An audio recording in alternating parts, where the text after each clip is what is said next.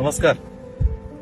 गेल्या काही दिवसांपासून संपूर्ण महाराष्ट्रात व पश्चिम महाराष्ट्रात आणि सांगली जिल्ह्यात ही मुसळधार पाऊस पडत आहे आणि या मुसळधार पावसामुळे पुन्हा एकदा आपल्या सांगली जिल्ह्यामध्ये विशेष करून कृष्णा नदीकाठ असणाऱ्या गावांमध्ये आणि माझ्या पलूस कडेगाव मतदारसंघातील पलूस तालुक्यामधल्या काही गावांमध्ये एक पुराची परिस्थिती ही निर्माण झालेली असं आपल्या सर्वांना वाटू लागलेलं आहे.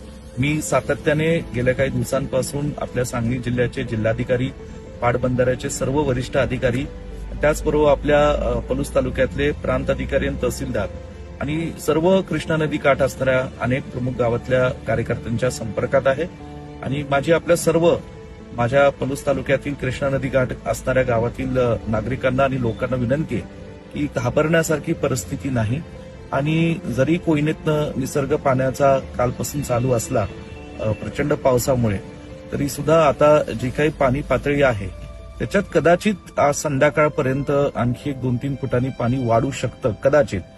परंतु अजूनही पूर परिस्थितीवर प्रशासनाचं आणि आमच्या सगळ्यांचं बारीक लक्ष आहे.